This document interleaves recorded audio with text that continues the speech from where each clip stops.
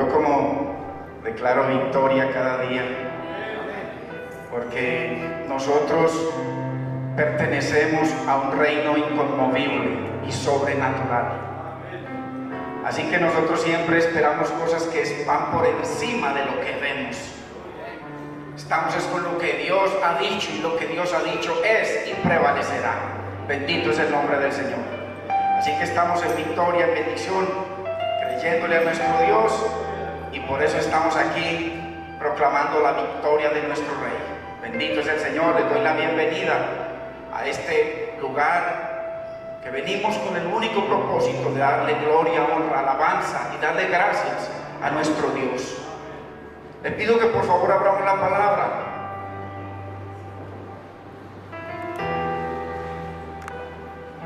En el libro de Hebreos, capítulo 12 y verso 15.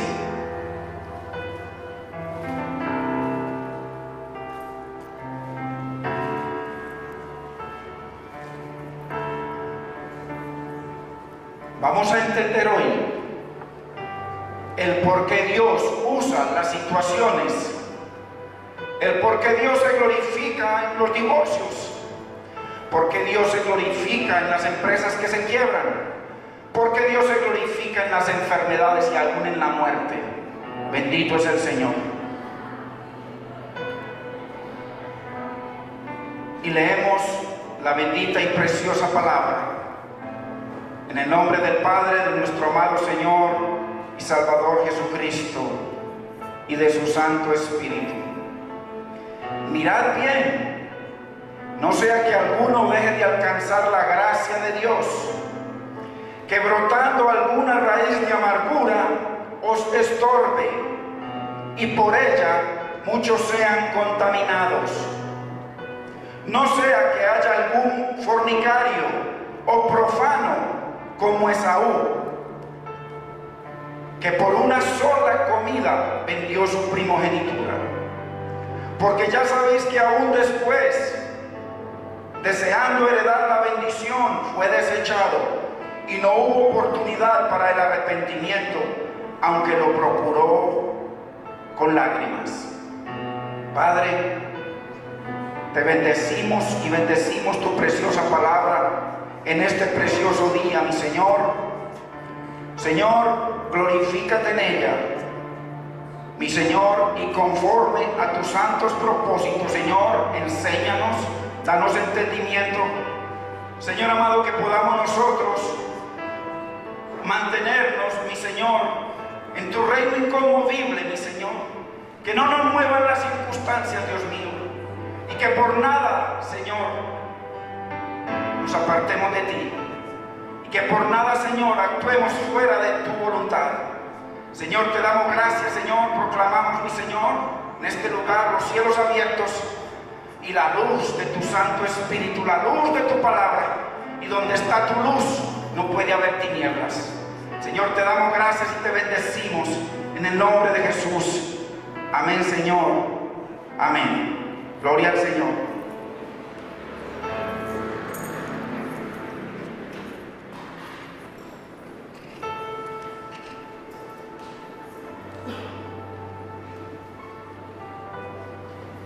Este es un pequeño estudio del libro de Hebreos, capítulo 12. Vamos a entender lo que Dios nos quiere enseñar hoy en Hebreos, capítulo 12.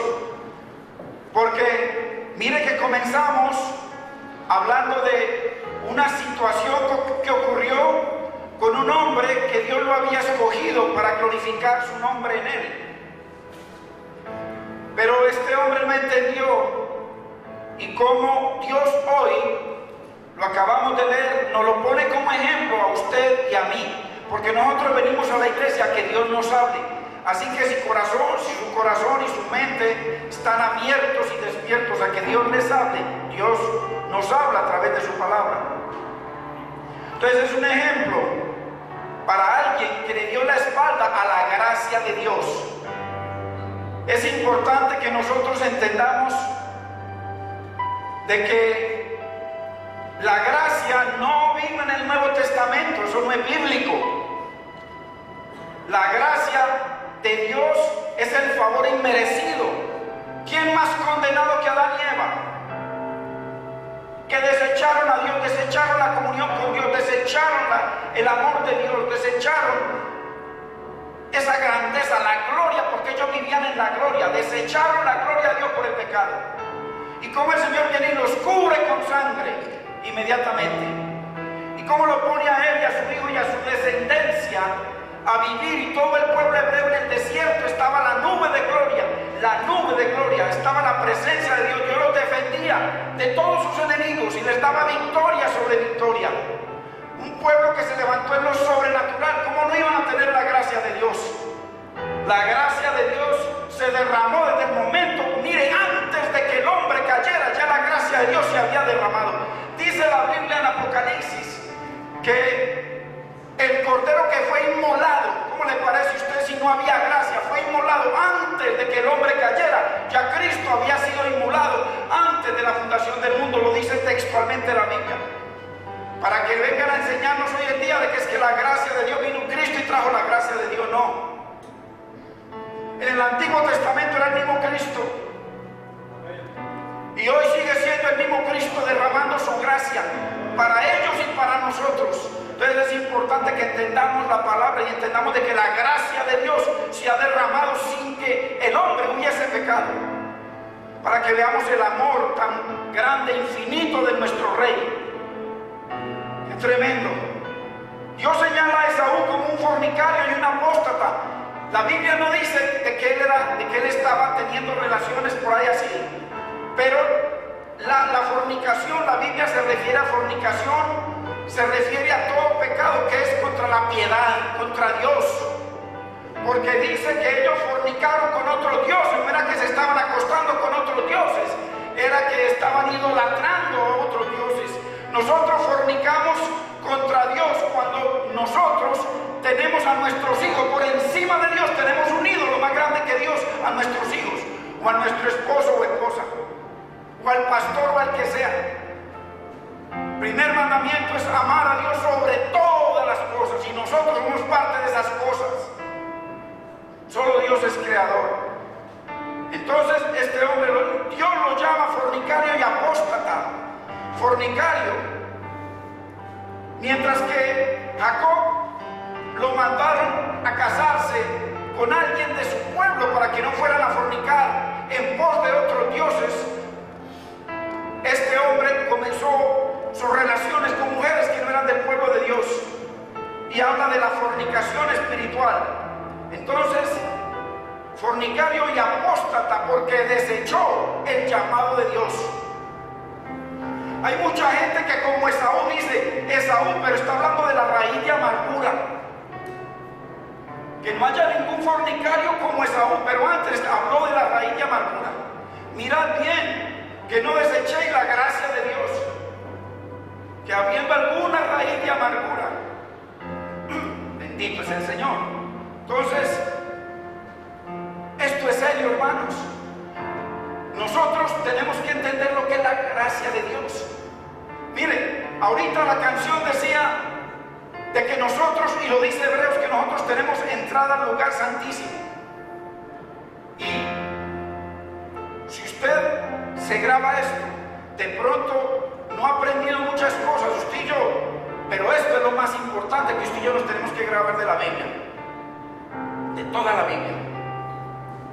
En el Antiguo Testamento solo había una forma de entrar a Dios, al lugar santísimo. Y en el Nuevo Testamento es la misma forma, no ha cambiado.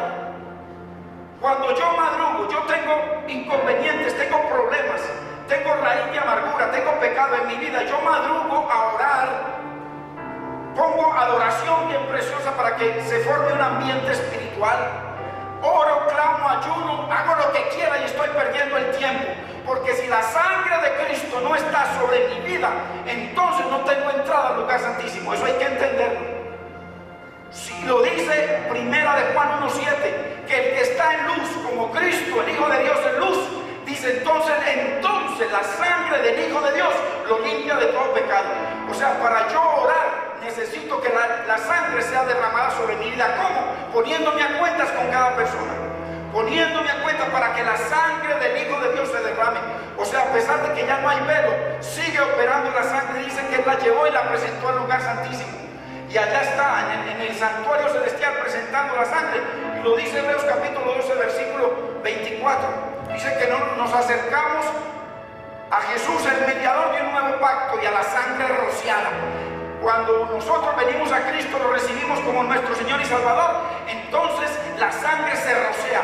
Y cuando usted y yo pecamos y nos ponemos a cuenta con Dios, dice que la sangre se rocea. Primera de Juan 1:7. Entonces es importante que entendamos de que hay mucha gente, mire, intercesores, oradores, ayunadores, con todos los ores al final, y con raíces de amargura, con división entre los hermanos, causando problemas, llenos de pecado, y dice un ambiente de oración y un ambiente celestial. No hay ambiente. Nosotros no podemos violar la palabra de Dios, porque sin sangre no se puede entrar al lugar santísimo. Es imposible entrar. Este hombre, es importante que entendamos eso, porque hay gente que se pegan, desechan a Dios, están en problemas con la gente, tienen pecado en su vida y entonces trabajan independiente de Dios. A ver, el radiocito con lo más celestial, una oración bien celestial, y a orar y pasan horas. Yo conozco gente así, y pasan horas, pero su corazón está dañado, podrido. ¿Y a qué viene Dios a nosotros? A que nos humillemos, que nos postremos delante de Él, pero no doblar esto, que esto lo dobla cualquiera. Dios dice que tenemos que doblar es esta y esta, derribar los argumentos que nos apartan de hacer la voluntad de Dios, argumentos religiosos o cualquier argumento. Entonces, este hombre también, llamado por Dios para ser primogénito, o sea, a través de él se derramaban todas las bendiciones que Dios había prometido, y él se rebeló y actuó independiente de Dios y rechazó la gracia de Dios. Ahí lo dice Hebreos capítulo 7, verso 15, que lo acabamos de leer. Entonces, la gracia es un favor inmerecido. Sí, claro que sí, la gracia es un favor inmerecido, pero la gracia sin el señorío de Cristo, porque eso es lo que está diciendo Hebreos, que este hombre está comparando esa raíz de amargura con lo que le ocurrió a este hombre. La gracia estaba sobre Israel y estaba sobre él, sobre el pueblo. Todavía no era el pueblo de Israel, pero estaba sobre Abraham y la descendencia de Abraham, y ahí venía él. Pero, hermanos, la gracia sin el señorío de Dios no es gracia. Hay muchos que dicen que somos salvos por gracia, claro que sí, pero si en esa gracia, que es Cristo, no hay un Señor, entonces olvídese de la gracia. Así como Dios está poniendo en el Nuevo Testamento, lo acabamos de leer, está poniendo un ejemplo del Antiguo Testamento, y nos dice que no seamos como Esaú, que por una sola comida, y lo dice sola, por una sola comida, dice, cambió su comunión con Dios, la relación con Dios, cambió la gracia de Dios por un plato de lentejas. Y eso tipifica mucho pecado que la iglesia comete. Entonces, la gracia sin el señorío de Dios no es gracia. Lo dice Romanos capítulo 6 claramente. Dice, perseveraremos en el pecado para que la gracia aumente. De ninguna manera, porque dice que fuimos crucificados con Cristo y que morimos con Cristo, y que como Él resucitó, los que están en Cristo también resucitarán con Él. Entonces, olvidemos ese cuento que nos habla de que por gracia somos salvos. Claro que sí, somos salvos por gracia. Dice, pero el vehículo es la fe. Y la fe es salvadora, no una fe de que creo en un Dios que sana y que salva. No, un Dios al que yo lo recibí como mi Señor. Un Dios que es mi Señor. Un Dios al que yo obedezco. Hermano, ¿cuánta gente se cubre con la religión? Mire, le pongo un ejemplo bien tremendo.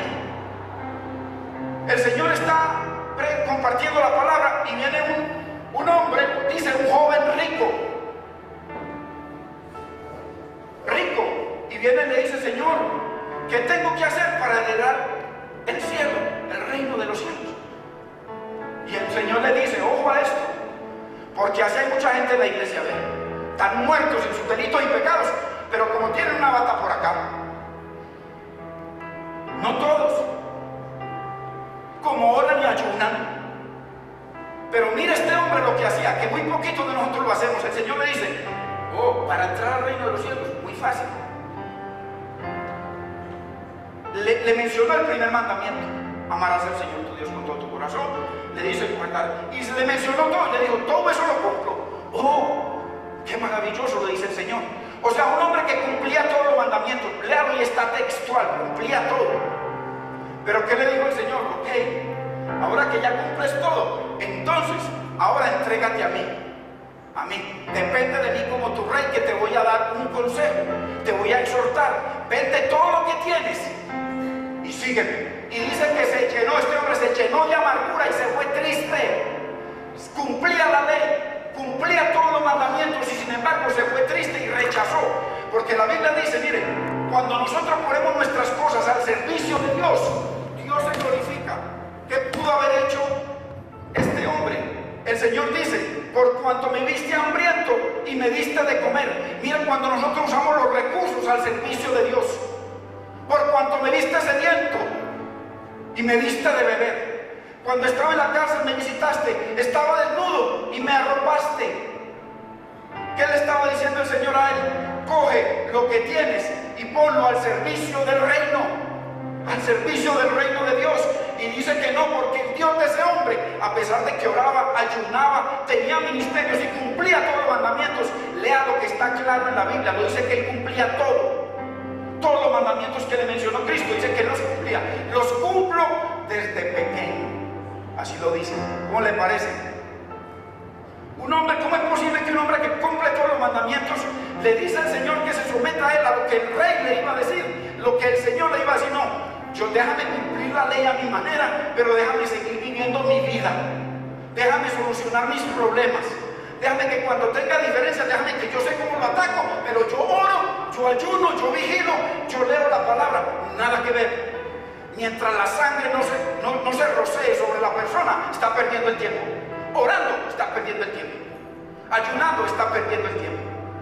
Tenemos que someternos a un rey, y el rey es Cristo. Entonces, qué tremendo. Este hombre, Saúl, tampoco se sometió. Tampoco. Aquí en Hebreos, Dios compara la vida cristiana con la vida del Antiguo Testamento. Porque la vida del Nuevo Testamento no es diferente a la del Antiguo. La Biblia dice en el 12:1, dice que estamos rodeados de muchos testigos. Ahora, ¿quiénes son esos testigos? Ahorita vamos a ver quiénes son los muchos testigos. Dice que nos despojemos de todo peso, de toda carga. El Señor nos dice, entrégame tus cargas. A veces tenemos cargas de pecado, cargas de raíces, cargas de problemas, cargas de debilidades. El Señor dice, no, tú no eres capaz con eso, entrégamelas. Entonces dice, y de pecado que nos asedia. Todos los días usted y yo somos asediados por el pecado, lo dice Hebreos capítulo 12, verso 1. Dice que corramos con paciencia la carrera que tenemos por delante, y dice que pongamos los ojos solamente en Cristo. Entonces, es importante que mire cómo nos compara, porque Hebreos 12 nos está comparando con los del Antiguo Testamento. Pasaron pruebas, tribulaciones, y ¿cómo es posible que nosotros simplemente por gracia somos salvos? Donde la Biblia dice que si somos hijos y herederos y coherederos con Cristo, si es que padecemos juntamente con Cristo. Y muchos están esperando la gloria del ministerio, de ser reconocidos como tantos por ahí. Mientras que Juan decía que yo mengua para que Cristo crezca. Y hoy en día la iglesia anima a hacer crecer a los hombres. Bultos de carne crecidos. Y cuando usted nos hace crecer a nosotros, ¿sabe qué pasa? Que uno no puede con ese voltaje. Uno no puede con ese voltaje tan alto. Ese voltaje solo le corresponde a Cristo. Es el único que debe ser adorado, alabado y reconocido. Bendito es el Señor. Nosotros no podemos con eso. Nos caemos de inmediato. Entonces, hay que entender otra cosa, que la carrera del reino es contra naturaleza, hermanos. Dios detesta todo lo natural. El reino es sobrenatural, hermanos, es sobrenatural. ¿Cómo es posible que nosotros seguimos iguales? Dice que en el reino de Dios, ¿cómo voy yo a perdonar al que me hace daño si no creo en un reino sobrenatural? ¿Cómo yo voy a amar al que me odia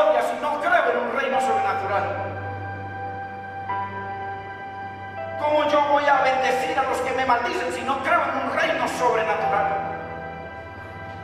La Biblia dice que crecemos menguando, humillando, o sea, es totalmente opuesto. El reino de Dios es opuesto al reino natural, que Dios lo llama el mundo. Dice que el que se constituye al reino natural se hace enemigo de Dios. Entonces, es por eso que es difícil esta carrera, hermano, pero también es buena y maravillosa con el Señor, no con un llamado, no con un ministerio, con el Señor. La Biblia nos habla, hermano, vemos en Hebreos 11 cómo Dios nos habla de los héroes de la fe. Pero ¿qué nos dice ahí mismo? Ahí mismo en el capítulo 12 nos dice también de que ellos que son los testigos, ellos son esos testigos que tenemos que nos están mirando. Ellos han completado la carrera. Los de la fama de Hebreos capítulo 11, todos los siervos de Dios, de los profetas del Antiguo Testamento, terminaron la carrera y están con sus ojos puestos en usted y en mí. Esos son los testigos. Dice en el versículo 3 o 4 que Cristo también terminó la carrera, dice que fue crucificado y que por eso está en lugares celestiales. En el verso 2b lo dice: el cual por el gozo puesto delante de él sufrió la cruz, menospreciando el oprobio, y se sentó a la diestra del trono de Dios. Cristo terminó la carrera y usted y yo estamos en una carrera. Y dice que está en los cielos como nuestro intercesor, como nuestro abogado desde el trono celestial. Pero en el verso 4 dice que resistamos hasta la sangre, combatiendo contra el pecado, contra lo que nos quiere contaminar. Y aquí se está refiriendo, porque este es un preámbulo, a la raíz de amargura. Entendamos esto.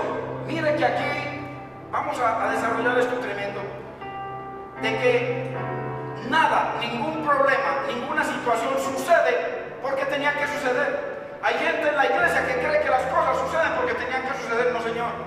La Biblia dice que no se mueve la hoja de un árbol si Dios no le dice muévete. Nada pasa.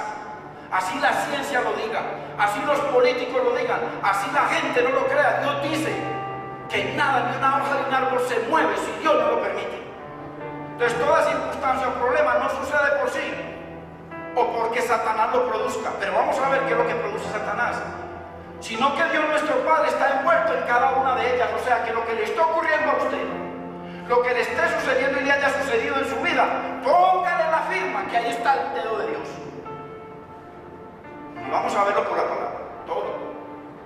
Todo, nada ocurre si Dios no lo permite. La Biblia dice que Satanás se presenta día y noche a acusarnos, y Dios es el que le dice qué puede hacer y qué no. Así como con Job, cuando le digo no habéis considerado a mi siervo Job, también le puede decir así de usted o de mí. Llega el momento en que Dios lo considera a usted o a mí, y como Dios quiere bendecirlo, quiere levantarlo, quiere glorificar su nombre en usted o en mí, entonces Dios va a permitir cosas que sucedan a su vida o a mi vida, para que usted sea uno que pueda decir: Dios, he hallado a este varón, siervo varón conforme a mi corazón, o mujer o varona conforme a mi corazón, quien hará todo lo que yo quiero, porque el propósito del reino es que hagamos la voluntad del rey.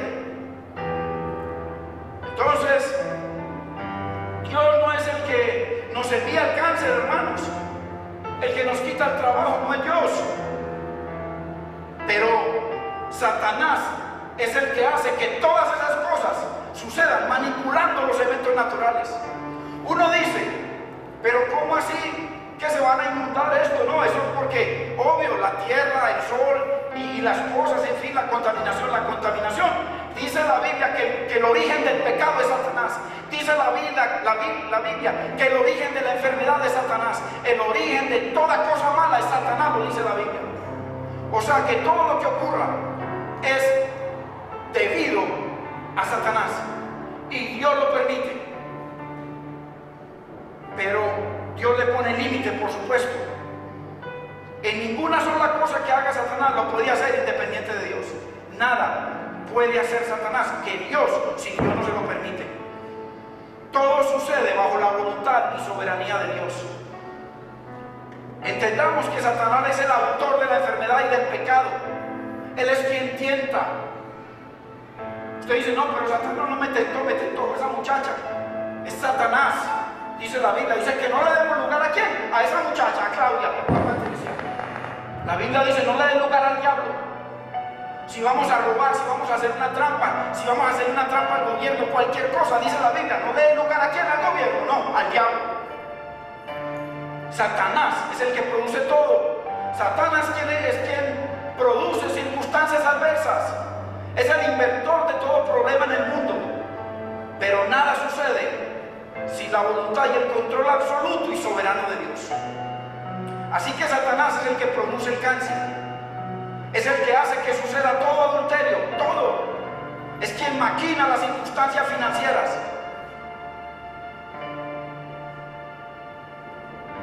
Ahora, ¿qué tiene que ver esto con Hebreos?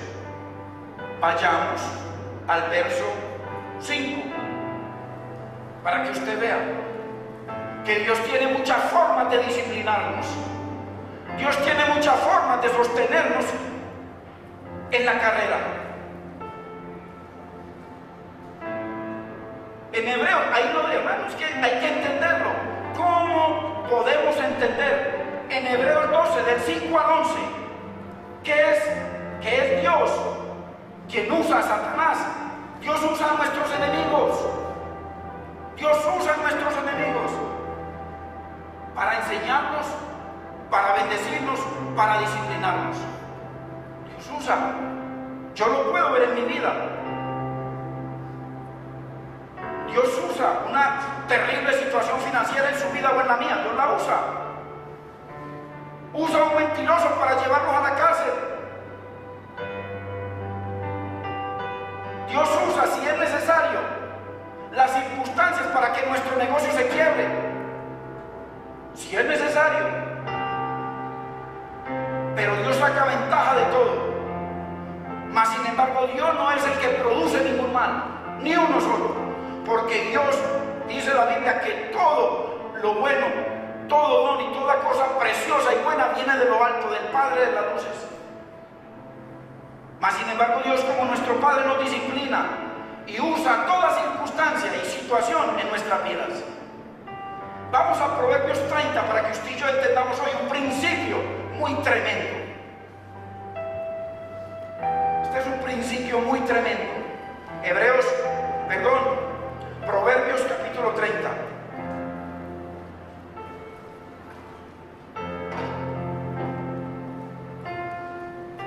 Para que entendamos, hermano, un tremendo principio para su vida y la mía. Vamos a ver que es la oración de un hombre que se llama Agur. Así se llama, Agur. Y esto es lo que dice en el verso 7. Dos cosas he demandado. No me las niegues antes que muera. Le está pidiendo a Dios este varón Agur. Vanidad y palabra mentirosa aparta de mí. No me des pobreza ni riqueza. Manténme del pan necesario. Esto es un principio bíblico. No sea que me sacie y te niegue y diga: ¿quién es Jehová? Qué tremendo. O que siendo pobre hurte y blasfeme, o sea, y no santifique el nombre de Dios. El verso 9 es poderoso, hermanos. El verso 9. Y ahí es donde está ese principio.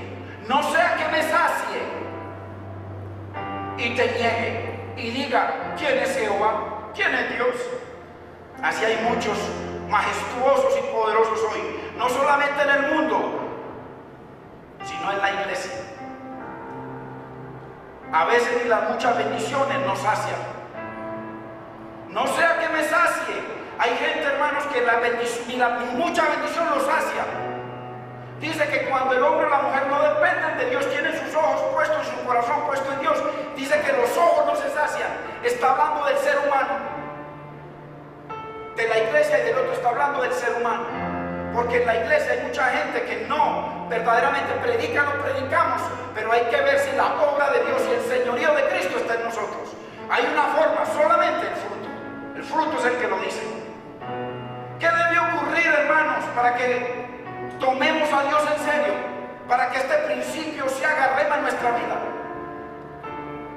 Ayer teníamos algo y estábamos tranquilos, Dios nos da algo y seguimos intranquilos, nos da más y seguimos intranquilos, porque es que Dios no nos llamó a usted o a mí para que estemos creciendo y creciendo en economía y creciendo en muchas cosas, creciendo en sabiduría. No, Dios nos llamó para que le sirvamos y nos seamos santos como eres santo, apartados como eres apartado, que santifiquemos su nombre. Por eso está en la Santa Biblia. Santo significa apartada para Dios y solo para Dios. Entonces, ¿qué debe ocurrir para que tomemos a Dios en serio? Para que lo busquemos en verdad. Mira, a medida que Dios va saciando nuestras cosas, nos hacemos flojos. Por eso este es un principio bíblico. No me des tanto que me sacie. Usted ve ministros saciados. Dios los usa tremendamente. Pero saciados. Qué tremendo. Para hablar de la iglesia solamente. Para que lo busquemos en verdad, hermanos. Para que no pisoteemos su santo nombre. Si Dios nos está bendiciendo, para que si Dios nos bendice es por algo. Porque Dios quiere algo a cambio. Dice que Él empezó una obra. ¿Y qué recibe Dios de nosotros, hermanos? ¿Qué tiene que permitir Dios para que nos postremos y humillemos delante de Él? No para postrar nuestras rodillas orando, no. Para cuando vengan las cuentas podamos seguir bendiciendo a Dios y tratando bien a la gente. Para cuando vengan las circunstancias adversas podamos seguir glorificando su nombre. Y no solamente porque un cántico lo dice, sino que sea de verdad. Como dice, busca adoradores en espíritu y en verdad. Así como Cristo, que en Él estaba el espíritu y Él es la verdad. ¿Qué tiene que permitir, hermano, el Señor? ¿Qué debe suceder para clamar a Dios y decirle, Señor, muéstrame mi corazón? Muéstrame, como le dijo este varón, el rey David, muéstrame mi corazón. ¿Qué hay? ¿Qué verdaderamente hay dentro de mí? ¿Qué es lo que hay? Que nada me sacia. Me acuerdo, acordémonos, cuando el Señor hace que la vara de Aarón reverdezca de la autoridad. Coré era sacerdote levita, que Coré era levita. Y dice que él también quería el sacerdocio de Moisés y de Aarón. Hay tanta gente que Dios los usa en sus diferentes ministerios, hermanos.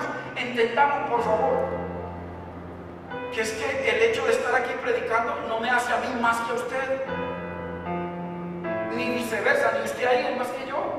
Somos simplemente vasos, instrumentos, utensilios en la mano de Dios en diferentes posiciones. Pero la gloria todo es para Dios. Y hay gente anhelando estar aquí. Yo le digo, ya lo he dicho varias veces, yo era más feliz, y Dios lo sabe, yo era más feliz cuando estaba en una silla recibiendo solamente y no recibiendo todo lo que uno tiene que recibir aquí. Y Dios lo sabe, no que esté menospreciando el llamado, no, Dios me perdone. Pero, ¿qué debe suceder, hermanos? ¿Qué debe suceder para cuando usted y yo estemos en una situación que usted y yo no la queremos? Para que venga Dios a ayudarnos. ¿Qué debe suceder, hermanos? Para que no estemos tan saciados de religión, de palabra. Hay gente que rechaza la palabra. Para que en un momento como cuando yo estaba en la empresa, que en 3 meses ocurrió algo sobrenatural, yo sigo diciendo y sosteniendo que era sobrenatural. En 3 meses se acabó todo. Y ahí le decía, Señor, humillado, postrado, pero humillado en mis fuerzas, no verdaderamente humillado. Dios le tocó llevarme a un lugar a disciplinarme y a enseñarme qué es humillación, para poder yo servirle a Dios y amar a mis hermanos a pesar de que pasen circunstancias. ¿Qué debe, hermano, el Señor permitir? Para decirle, Señor, por favor, ayúdame en la empresa, levanta la empresa. Y mientras más le decía yo que la levantaba, más se caía. Yo no entendía. Y hasta de pronto renegaba a Dios. ¿Cuántas veces nosotros hacemos oraciones como la que hizo el pueblo de Israel? Tenían, hermanos, Dios los saciaba, Dios los bendecía, les caía el maná del cielo, y llegó un momento en que dice: no, demasiado palabra, estamos saciados de tanto maná de por allá, queremos algo diferente. Y dice: ok, me estás orando así, pues te voy a conceder lo que me estás pidiendo. Ojo cómo oramos, porque a veces Dios nos puede conceder lo que estamos orando. En medio de una situación, hermanos, nos peleamos con Dios y decimos cosas contra Dios, hablamos contra los ministerios. En medio de un desánimo, por un problema, por una enfermedad, por una situación, tengamos cuidado, porque de pronto Dios nos concede lo que estamos pidiendo en nuestro corazón. Dice que cuando el Señor desecharon al maná, y el maná era Cristo, y la buena palabra es el maná, la palabra santa y pura es el maná. Hermanos, no se deben contaminar por raíces de amargura que tiene gente. Hay gente en la iglesia con raíces de amargura. No se deje contaminar, no le entregue su salvación ni su paz, la paz que sobrepasa todo entendimiento, a otra persona que se dañe solo si no quiere arrepentirse. Pero ¿cómo es posible, hermano? A mí me han tocado casos, hermano, para la gloria de Dios y por la misericordia de Dios, porque yo no sabía nada de esto. El Señor me ha llevado y me ha tratado y me ha enseñado, y llevo, para la gloria de Dios, hermano, años tratando de ser de fiel a mi Señor, tratando de darle testimonio a mis hermanos, tratando, a veces sin fuerzas, a veces que solo me levanto por las oraciones de algunos que oran por uno. Y como hay gente, hermanos, que lo único que desean es destruirlo a uno. ¡Qué tremendo! ¿Qué tiene que pasar, hermano? ¿Qué nos tiene que suceder? ¿Qué nos tiene que suceder? Para que nos volvamos a Dios verdaderamente, no a una religión. ¿Será un diagnóstico de cáncer? Que cuando vamos al médico nos llaman del médico y uno esperando ahí, de pronto vamos a ver qué me toca, de pronto volver al médico, y de pronto me toca hacerme otro análisis. ¿Qué será? ¿Será una llamada, hermano, de ese médico para decirte que desahuciaron a nuestro hijo, o a nuestra esposa, o al esposo, o a la mamá? ¿Qué será? ¿Qué es lo que necesitamos que Dios permita para rogarle que termine su obra en nosotros? Por la dureza de nuestro corazón. ¿Qué tipo de disciplina? Porque ahí en el versículo 5 en adelante comienza a hablar Dios de la disciplina. Y la disciplina Dios la fundamenta en lo que haga Satanás, en lo que hagan nuestros enemigos, en las circunstancias que vengan, en todo lo que mueva Satanás, porque Satanás tiene poder sobre la naturaleza. Y Dios lo usa, pero no para destruirnos, sino para su nombre será glorificado. Este era el pedido de Agur. Agur le estaba pidiendo eso a Dios: Señor, no me dé mucho, no me des tanto, que me sacie. Hay gente, hermano, que está tan saciada que no necesita más. Que me olvide de ti. Hermanos, de pronto usted y yo tenemos necesidades, de muchas. Pero ¿a cuántos aquí Dios nos ha dado mucho?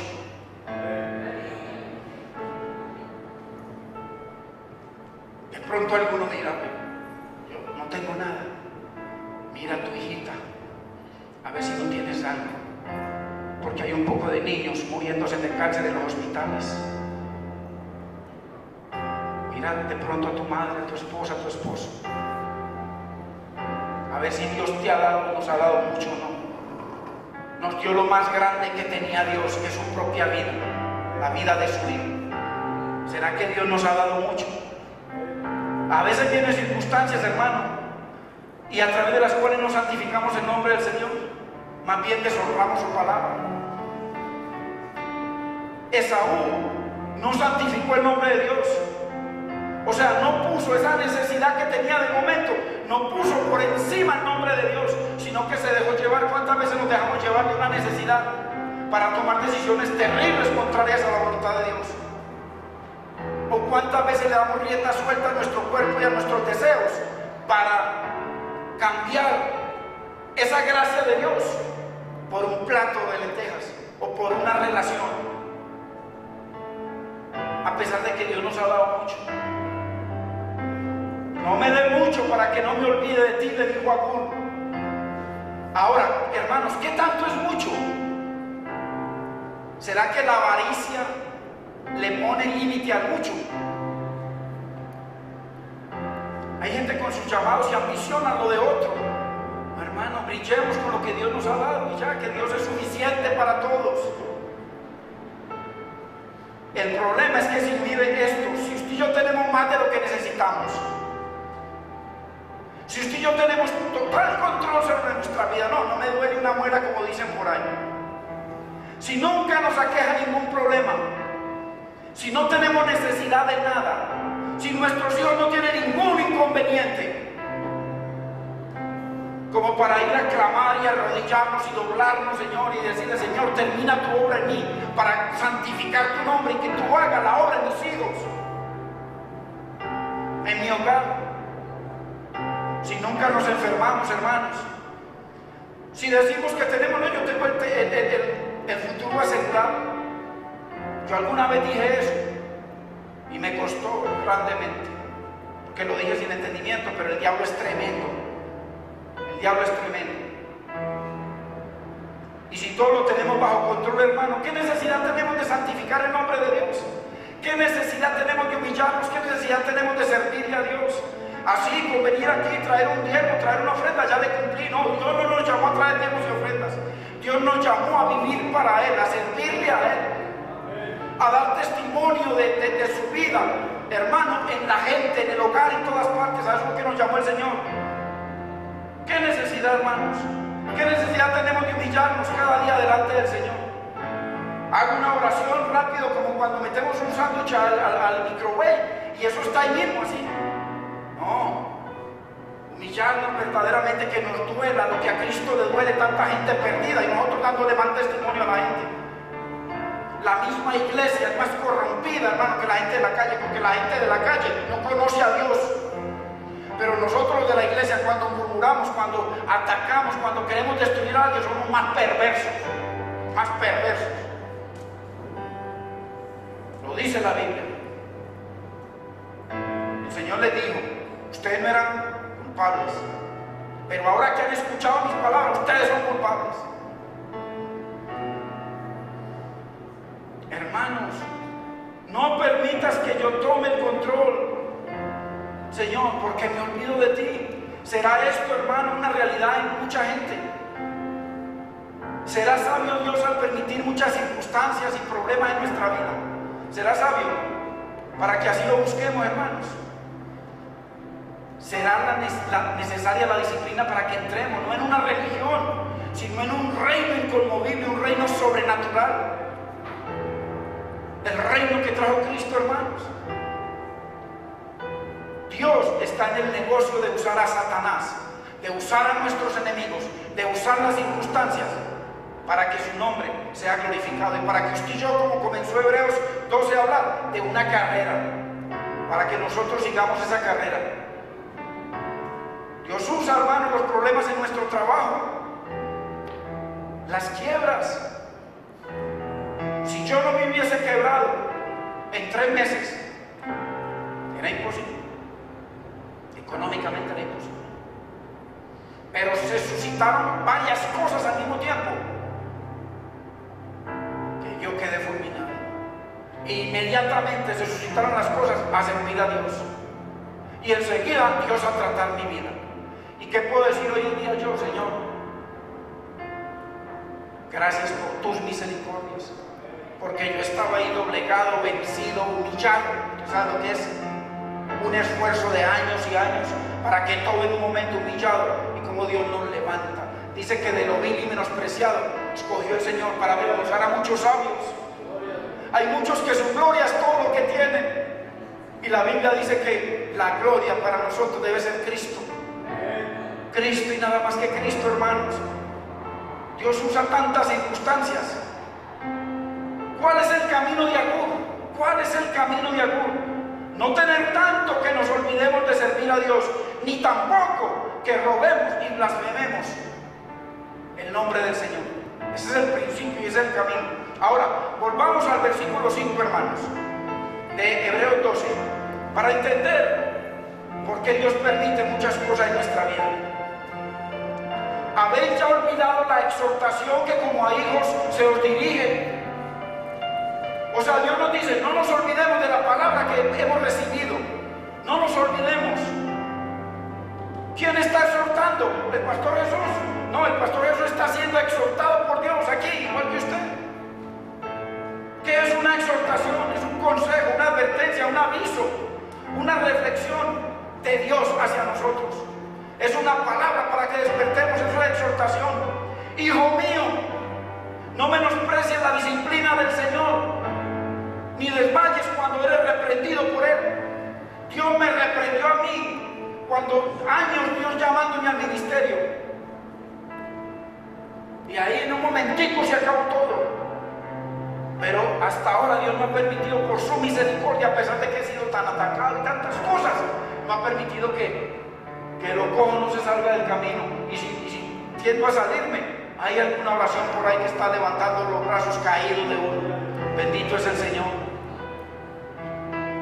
Ni desmayes cuando eres reprendido por Dios, dice la Biblia. No desmayes cuando vengan circunstancias, no culpes. La Biblia dice que no culpes al otro. Le dice que no luchamos contra carne ni sangre, sino contra el demonio, principado, potestades.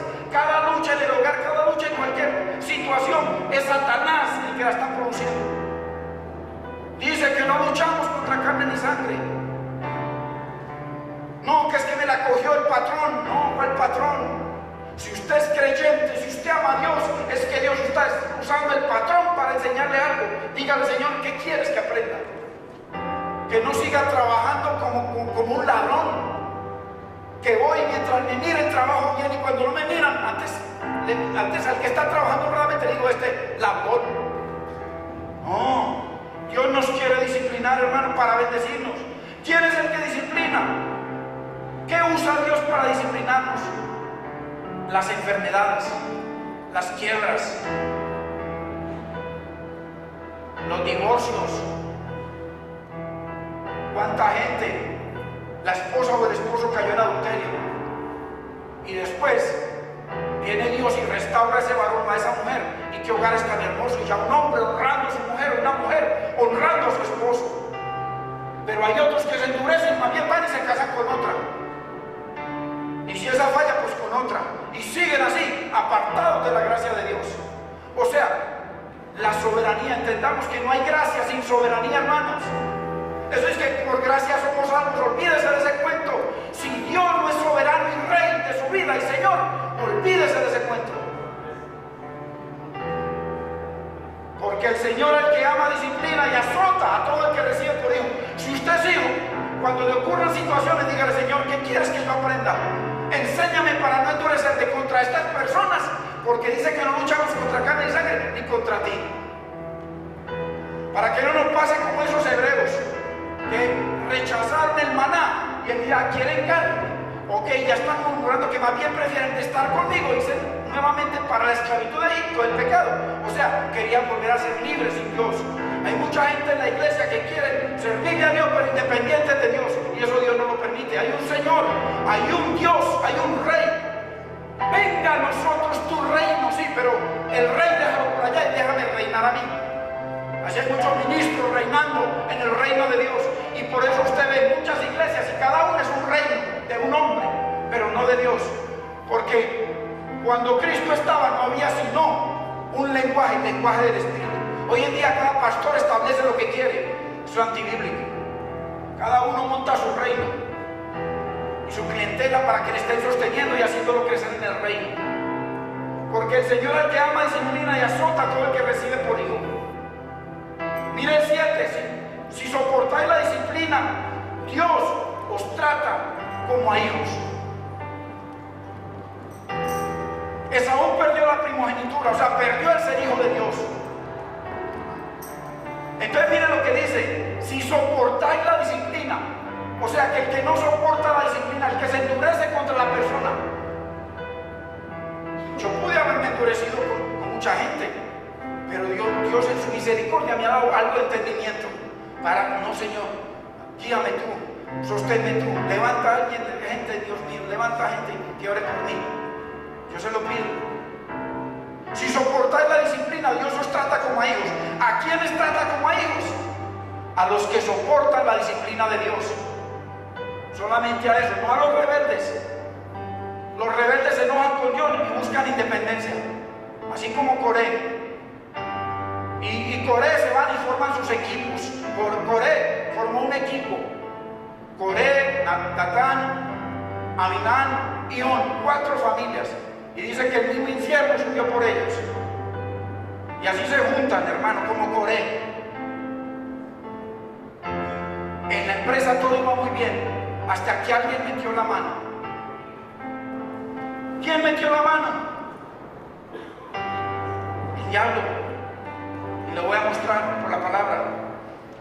Porque Él es el enemigo de nuestras almas. El diablo es el enemigo de nuestras almas. Él vino a robar, matar y destruir. Miremos el caso de José. La gente podrá decir, no, es que a José le sucedió lo que le sucedió. Los hermanos lo vendieron porque era un sapo. Porque todo lo que ocurría, Dios se lo contaba al papá.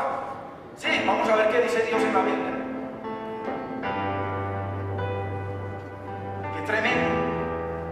Vamos a Génesis, hermanos, para que vayamos cerrando. No alcanzamos, pero seguimos la otra semana. Génesis 50, para que veamos el caso de José. 50:19. Acordémonos qué fue lo que le pasó a José. Decimos, no vea, esos hermanos tan malos, ¿cómo acabaron con él? Lo vendieron, no, era que Dios estaba ahí, Satanás quería acabarlo. Pero Dios lo dejó. Llegó allá y viene una mujer, la esposa de Potifar. José, un hombre fiel a Potifar, fiel a su señor, porque a él lo vendieron como esclavo. Y viene la esposa de Potifar y se le presenta desnuda.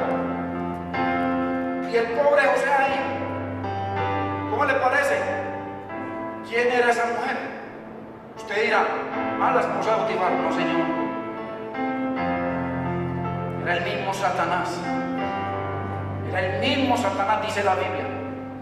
Que no luchamos contra carne ni sangre, sino contra principados. José le pudo haber dado lugar al diablo como Esaú le dio lugar al diablo. Pero ¿qué pasó?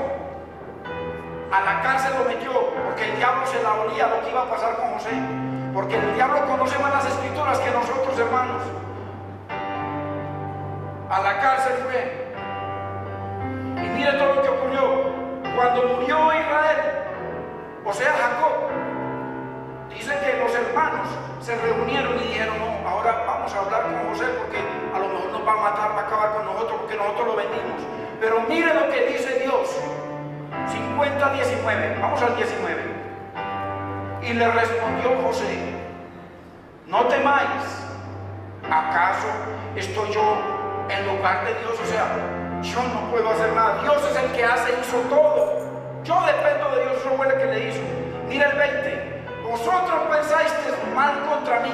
¿Por qué? Porque Satanás los llevó a eso. Pero no fueron ellos, sino Satanás, hermanos. Mas Dios, dice, lo encaminó a bien para hacer lo que vemos hoy, para mantener en vida a mucho pueblo. En el momento de pronto de las peores aflicciones que yo he tenido, ¿qué no querrá usted, hermano, que usted con un negocio luchando, usted ve ahí la esperanza para sus hijos, en fin, y su misma vida, y de un momento a otro todo? ¿Cómo nos podemos ver? Pero cuando nosotros pensamos en el reino nos damos cuenta de que aquí dice de que Dios trajo a José y lo usó para levantar al pueblo de Israel. Entró José solo, vendido como esclavo. Después vinieron 70.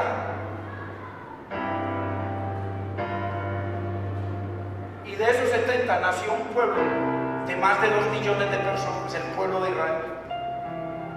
Dios hizo pacto con ellos y los trajo a través de esa aflicción de José, que fue el mismo enemigo que quiso destruir la obra de Dios. Si yo me pongo a ver en mi vida,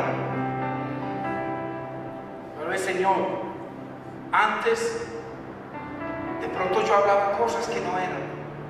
Tú me trajiste a vida, a dar testimonio, a servirte, a amarte, a predicar tu palabra, y a que gente, que Dios lo usa a usted y me usa a mí, a que gente entre a tener una vida abundante con el Señor. Bendito es el nombre del Señor.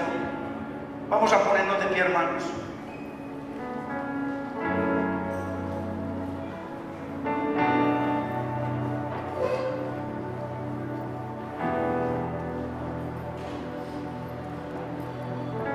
Hay gente que en medio de las pruebas, yo conozco gente, si hay alguien que nos visita y no ha recibido unos regalitos, unos CDs, levante su mano y con amor se lo damos. Levante su mano y con amor le damos unas enseñanzas, unas prédicas para que se goce. Hay gente que en medio de la prueba blasfema el nombre del Señor y pelean contra Dios. Esaú blasfemó contra Dios. La Biblia dice que Dios al que ama disciplina y azota a todo el que recibe por él.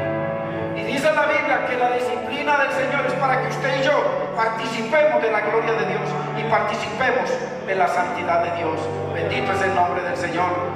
Yo quiero saber si aquí hay alguien que nunca y ha abierto y haya entregado verdaderamente su corazón al Señor, o si hay alguien que quiera reconciliarse con Dios, que no esté caminando, que esté alejado de la gracia de Dios. Mire, cuando usted no tiene a Cristo como su Señor, usted está, según Hebreos capítulo 12, versículo 15, mira bien, dice la Biblia,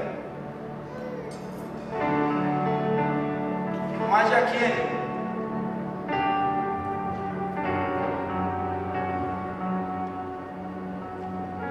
por debajo de la gracia de Dios.